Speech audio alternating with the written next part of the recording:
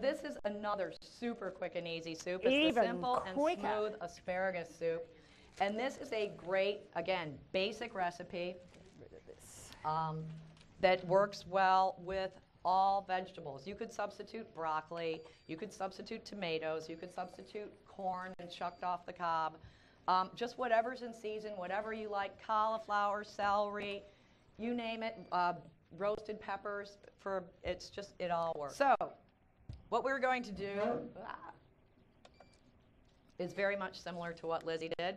Asparagus are in season right now. They're actually a member of the lily family, and they come shooting up through the ground this time of year, and it's just one of our joyous things of spring. Asparagus are one of the highest vegetables in folate. Again, we were talking about beans and being a good source of folate. We want to cut the tips off the asparagus and on a diagonal so that it all looks like little tips. And it all is little tips, but it gives it a better look. And we do that by cutting it on an angle like that, just sort of making them. And these have already been washed. We should have brought our little salad spinner because we love to use that for washing just about everything.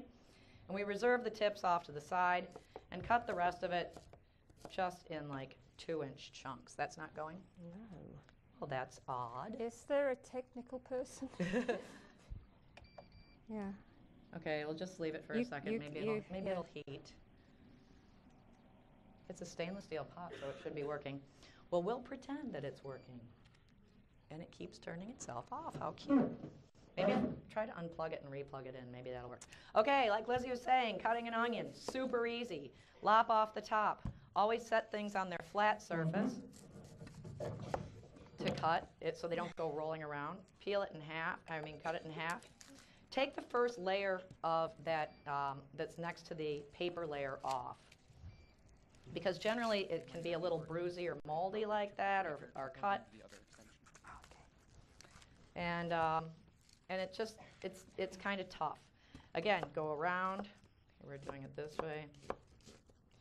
Once you know how to do a few of these little tricks, it makes cutting and cooking so much easier. The onion just falls into place. A lot of times you'll see people cut it this way too. No need. There's all these little rings. When it gets to the end, just flip it to the side. Cut through it. You can use leeks. I think we have, here's a bunch of leeks there. Those are also great. Onions, leeks, garlic, all those members of the allele family have allele sulfides in them, which help relax the blood vessels so that your blood can flow through your vessels more easily and bring nutrients and oxygen to the tissues that require it, which is a good thing. It also helps protect the endothelium, which is the one-cell lining thickness of your blood vessels, and keeps them nice and happy. So that, and it also keeps from plaque from forming, and it keeps your blood from clotting. So it prevents platelet aggregation. So we're going to add a little bit of olive oil to this pan, and we're going to pretend it's sizzling. I'm trying another pan for you. It's all right. We're going to be done with it by the time it's done there. So, just sizzle, sizzle. Let's just see. Okie dokie then. My pan wasn't behaving. Mm-hmm. And it's a stainless steel pan, so who knows? Sometimes these induction pans do not work with things that are not magnetic. Yeah. So an aluminum pan, or as my friend would say, an aluminium pan, doesn't work. But here we go. I keep trying to educate her. I've got a sizzle. The sizzle. All right, the sizzler. Seize the sizzle moment. We're adding our onions. We're going to cook those down. We're going to add a quart and a half or 6 cups of vegetable stock. You could use chicken stock in this if you didn't care about it being vegetarian, which is the same with all of these soups. You could actually have any kind. I should have done this earlier, huh? Yeah. Okay, there you go. And we'll pretend that's cooked down like Lizzie did. And we're going to add our vegetable stock. This is just about as good as homemade, especially in a soup that's pureed like this. It almost tastes like homemade once you've doctored it up with all these veggies. We're going to put the stems of our asparagus in. We're going to use, again, about 1/3 of a cup of long grain white rice, but it could be medium grain. It doesn't really matter because we're going to puree it all. Again, it's just adding to the body of the soup. We're going to cook that covered for about 20 minutes. And this soup, actually, I did ahead of time and pureed it in a blender to make it really super smooth and creamy. Well, see, that was good.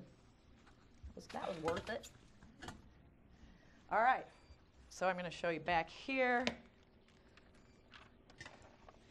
We've got it pureed, nice and pretty. It becomes a nice, smooth and silky soup, which is also, this pot's not working really well, like this. We're going, technical. We're going to add a little bit of lemon juice. Anytime you add a little bit of acid to a soup, it really brightens up the flavor. Thank you. If you roll it around a little bit, it helps bust those little cells up inside. And again, you're getting that fresh lemon taste without any preservatives, and it just takes a second. This is my favorite little gadget. I've had this for about 20 years, and I actually cracked it, which broke my heart, but I have even saved it because I can't find another one exactly like, well, I haven't really looked, I gotta tell you that. I have. So, They don't exist. I know. So, they're pretty easy. So add a little bit of lemon juice to brighten up the flavor.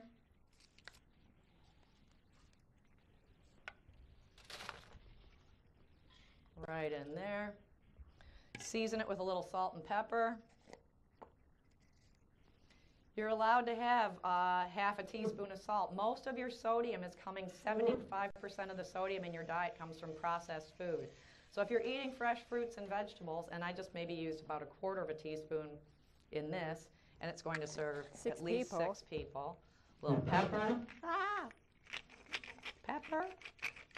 Which, if you freshly grind your herbs or spices, bless you, is the pepper getting to you already up there? They will have a lot more flavor. And then we're going to add the tips back into the soup just to reheat it. And there it looks so pretty. And so you get this the texture difference again. The health benefits, the taste, the texture. And we're going to garnish this with a little bit of fresh chives from my garden this morning. This is the little step that makes it look like, boy, you really went to the effort, you know, and it's like chives, come on. And so we'll put a little soup in here. Like Stacy said, these things fill you up. They're mostly water, broth, vegetables. It's a great way to get vegetables into your family's diet, into your own diet. They're quite filling. And I'm going to put a little bit of a garnish of some Greek-style yogurt on here. Here's a quick trick. If you don't have a little pastry bag, get just a plastic bag and fold it over your hand so that you have a little triangle there, or a little pouch. Toss whatever you're wanting. This works great for making canapes, or if you have to put squirt cheese on something on a cracker or a little topping. Make a little turnip. Cut the end off. I didn't really get it all out there, but that's okay. And then you can just swirl. Very pretty. It's the finishing touch Garnish. that makes the difference. And it's all in the presentation. You eat with your eyes first. This way you go out and vegetables are so affordable. And this would make just a nice good pile of veggies, of soup. So, and again, it freezes well. It's great for you. And it's delish.